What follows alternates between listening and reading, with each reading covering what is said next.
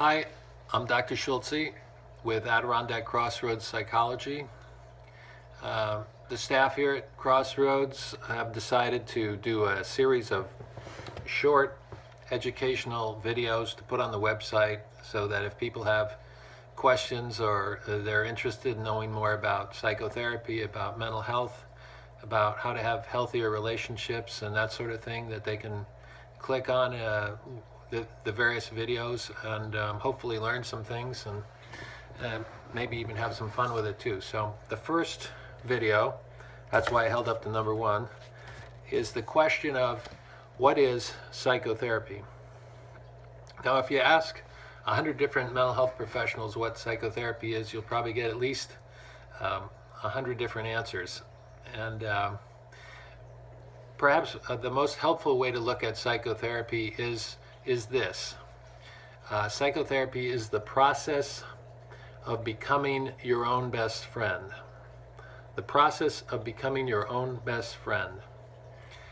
Now, there's 7 components of psychotherapy, and I like to make up memory devices to try to help remember what different things are, in this case the 7 components, and maybe help other people remember too. So I made up a word or 2 words, in this case using the first letter from each component, and it came, what turned out was save, pick.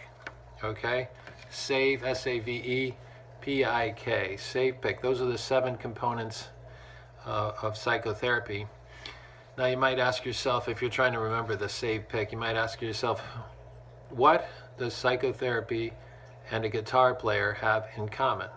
And they both want to save their pick. So yeah, maybe that'll help you remember or not. No matter what, the first component, S, stands for safe. It's important that when a person goes to therapy, he or she feels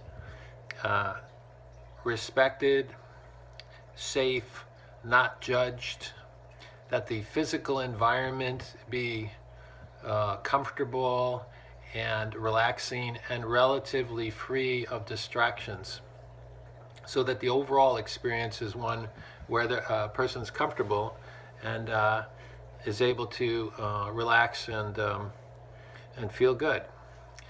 That's the first component. The second one, the A, stands for attended to.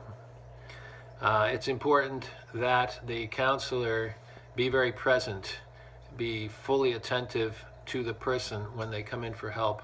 I don't know how many of you have had the experience of going to a professional of one sort or another and having the experience like your being there isn't that important, or they have something else on their mind, or they want to hurry up and get through your appointment and move to the next. That's just not going to work in psychotherapy.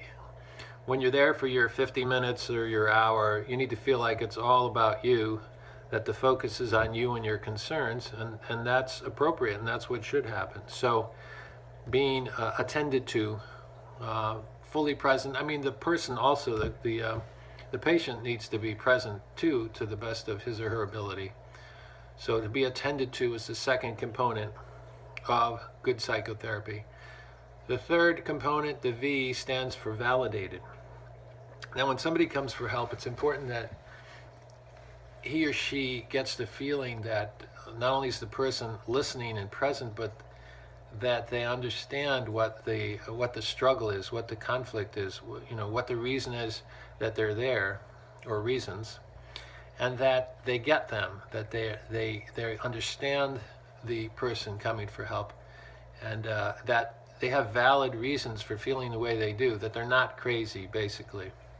And that's another huge component of a healthy, a good psychotherapy.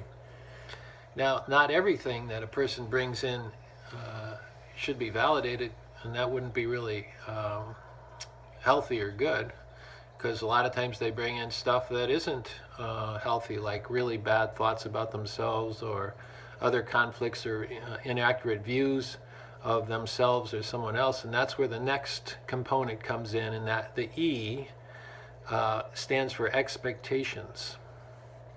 Now, expectations of ourself and others have a lot to do with how we view the world. And in therapy, some of those are validated and some of those aren't validated. Most human beings tend to slide in one direction or another as far as expectations being high or too high, or not having expectations at all, feeling apathetic or not caring. Now, this is just a question. If you've ever been perfectionistic or a perfectionist about some things, raise your hand. I thought so. No, I'm just kidding. I can't see anybody out there, but most people at times have struggled with being perfectionistic. Now, the problem with that is, even if you do a really, really good job, you're failing, and you're robbing yourself of the enjoyment of a really good experience by ruling out really good performance when you're trying to do the perfect performance all the time. So basically, psychotherapy, one of the components is to look at our expectations about ourselves or others and find a healthy middle place. Research on human performance has indicated that we human beings perform best when we're in a high, moderate level of expectation, where we're challenged, but we're also to still be successful. And that's one of the goals of therapy, is to help a person examine these expectations and find a balance with them. Now, the next component, the P, stands for parts. All human beings are made of parts. And not everyone is aware of these parts. We're certainly not aware of all our parts. When I was a young man, I distinctly remember the experience of when I made a mistake, there was some part of me that would say in my head, "Paul, you idiot." And then there was another part of me that would respond in kind of a high, whiny voice, "I am not an idiot." And I had this sort of inner dialogue going on, and truthfully, I thought I was crazy. But I discovered this book my mother had been reading, she left on the coffee table, called "I'm Okay, You're Okay." And in it, it talked about the voices that all people have in their heads, and they often conflict. And I felt relieved. It was like, oh my God, I'm not crazy. It's so relieving to think that, and it was helpful. But one of the inner parts that almost all of us have is the inner critic. And another part that most of us have and have some awareness of is the inner child. And there are various other parts of ourselves that are there, and we have some greater or lesser degree of awareness of them. Now, what happens sometimes is a counselor will be the voice of a part that's not being heard real well. So a counselor might say, let's say somebody is financially supporting a friend or a loved one, and they feel obligated to do so, but they've been building up some resentment or anger because it's been going on a long time, or the person doesn't seem to be doing their part to put in some effort to help with the situation. So a counselor might say something like, "If I was in your shoes, I would be feeling maybe a little resentful or angry that this situation's been going on like it has." And a lot of times people find relief in that, like they didn't want to say it or admit to themselves because they felt obligated, and they felt conflicted, and they weren't comfortable revealing that. So that would be an example, a small example of bringing out a part that maybe is there and trying to be heard but not heard that well. So knowing what our parts are and what's happening, and knowing that each one of our parts itself has some validity to it, that makes some sense, it comes from a real place, is an important part of psychotherapy.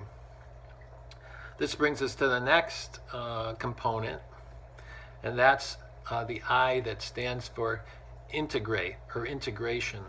So really an important part of psychotherapy is to integrate, to have the parts of us work together better, like a team. We need to have ways of working together and functioning better as a team. An example, if we continued with this last example about the person financially supporting a friend and growing resentful of it, an integrative response would be something like, okay, I'm going to continue to help my friend and support them financially, and I'm going to do it in a way that sets some firm and realistic limits on what I'm going to be doing for them, and I'm going to communicate that to them. So that would be like a small example of integrating the different parts in a therapeutic manner. So examining expectations, finding a balance there, discovering and understanding the various parts of what make us up, working to integrate these parts to become a more balanced self, a more whole person. These are parts of the components of psychotherapy. Now the last one, the K, stands for kind. We need to learn to be kind to ourselves, to be compassionate with ourselves.